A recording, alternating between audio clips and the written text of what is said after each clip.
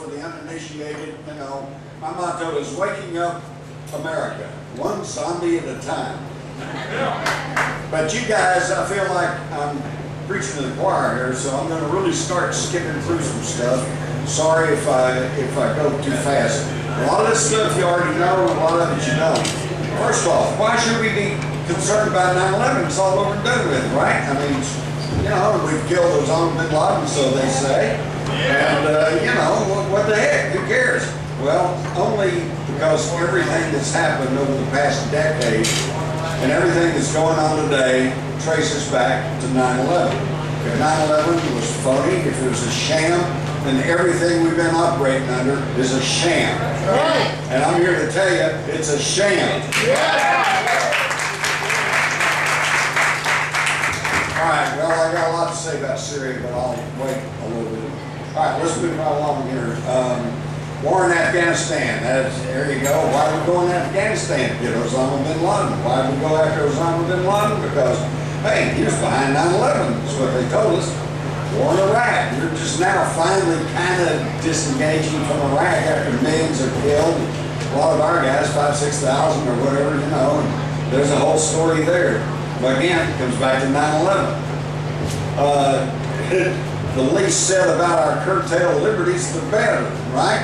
Look what's going on now. I can't stand it. It's Obama says, I'm going to go and bomb the Nobel Peace Prize winner, by the way, who says, yeah, I'm going to go bomb Syria because I don't like what they're doing. You know, we go kill people who kill people because killing's bad. What? We want peace. And if you don't want peace, we'll bomb the hell out of you. Okay? And it's incredible, and yet we don't seem to remember anything. Doesn't anybody besides me remember light at the end of the tunnel in Vietnam? Doesn't anybody besides me remember the babies thrown from the incubators in Kuwait? Doesn't anybody besides me remember weapons of mass destruction? You know, come on, folks. George W. Bush couldn't get it right, but I can. Fool me once, shame on you. Fool me twice, shame on me for buying into this idiocy. And here we are. All right. And it all starts with 9/11. All right, first off, you realize the official, I mean, everybody claims I'm a, you know, if you read the Dallas Observer, you'll find out I'm a nut and a conspiracy theorist, right? Well, let me tell you something. The worst conspiracy theory I ever heard in my life is that 19 crazed Muslim hijackers hijacked 4 separate airliners using little bitty box cutters. And they flew them into these buildings, knocking down, you know, 2 and damaging the Pentagon, and then a 3rd building that wasn't even hit by airplanes, and bypassing and overcutting our $40 billion defense system, all under the control of a Muslim cleric using a laptop computer in a cave in Afghanistan. Now, if that isn't the most ridiculous conspiracy theory I ever heard, but that's what we're expected to believe. First off, 7 of these named hijackers, as y'all are probably well aware, turned up alive. It's not even the ones they named. And these were people, one of them I recall was a airline pilot from Saudi Arabia who said his passport was stolen while he was in a layover in Denver, Colorado, okay? So who are these guys? We don't know. Who knows? But we're told, and they're still on, even though these 7 have come forward with the support of the Saudi foreign minister and said, well, it wasn't us. Here I am. I'm still here and I'm still alive. The FBI still says those are the people. Okay, this I think is the tip-off. Abu Zabida was like in the summer of 2002 was caught in Pakistan, and the White House press secretary under Bush, you know, made a big deal about this and said, we've caught the 3rd highest ranking Al-Qaeda guy, and we're going to make him talk. Well, if you follow this story, it's pretty interesting because, yeah, he did talk, but not the way they wanted. Did they waterboard him? Yes. Did they torture him? Yes. Did he talk? No. What they finally did was tricky, okay? They got a couple of U.S. Special Forces guys of Arab descent to dress up like Saudi Arabian interrogators, and they flew around for a while, told him they were landing in Saudi Arabia and that they were turning him over to the Saudis for interrogation. Now this was supposed to scare the hell out of him, and he was going to talk, see? Well, when they came into the little room where he wasn't fearful. He was glad to see them. He said, well, I'm not glad you guys are here. Because he'd been fessed up and said that he was actually operating under the orders of these 3 Saudi princes. And their cutout middleman was Air Marshal Mir, Pakistan. Now, I ask you, who were the close business and social friends of the Saudi royals? The Bushes. The Bushes. Now, this is pretty telling stuff. And in fact, within a couple of months, all 3 Saudi princes and Air Marshal Mir were dead. Killed in a car crash, plane crash, you know, and the one I like was one of the Saudi princes, they said, died of dehydration. Excuse me, I thought those Arabs were supposed to know how to handle themselves in the desert, you know. So here you go. Now we see that the Al-Qaeda was actually under the control of the Saudis. If you read my book, The Rise of the Fourth Reich, you'll find out that the Al-Qaeda is simply another name for the Muslim Brotherhood, which was turned over to the CIA by the British at the end of World War II. So we've been running Al-Qaeda ever since we brought Osama bin Laden to this country under the name Tim Osman, and armed him and trained him and sent him back to Afghanistan to fight the Russians at that time. Okay? No. You hit the wrong thing. No, there we go.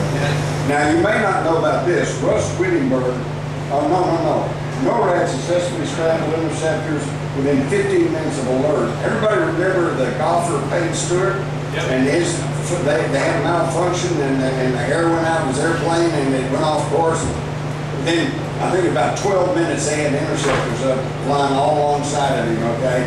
And they were prepared to shoot him down, except he finally ran out of gas over an uninhabited area. You know, it was really tragic.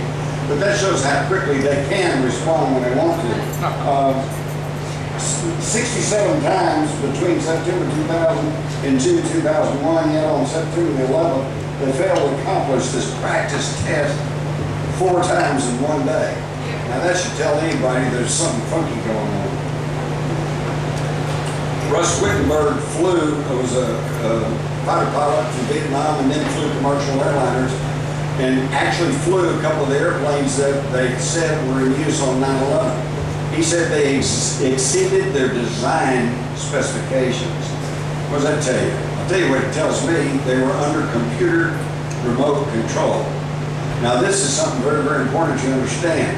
In 2001, nobody knew about Global Hawk except me.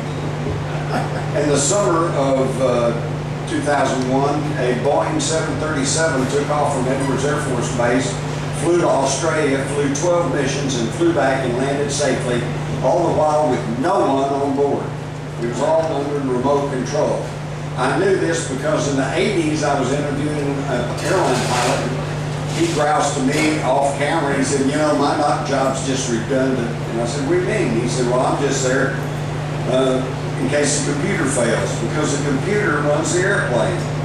Okay, so if you've ever had an experience with the CB radio, if your signal is stronger than your CB radio, it steps on it or it overpowers it. And they can do this with airliners that are on computer wire control. Okay? And I knew this, and so when I heard that they exceeded their design specifications, I said that's impossible unless it's been captured electronically. The second tip-off is that all 4 of these hijackings that were supposedly separate hijackings from separate airports, their transponders went off at about the same time. That's impossible unless the ground captured them all at the same time.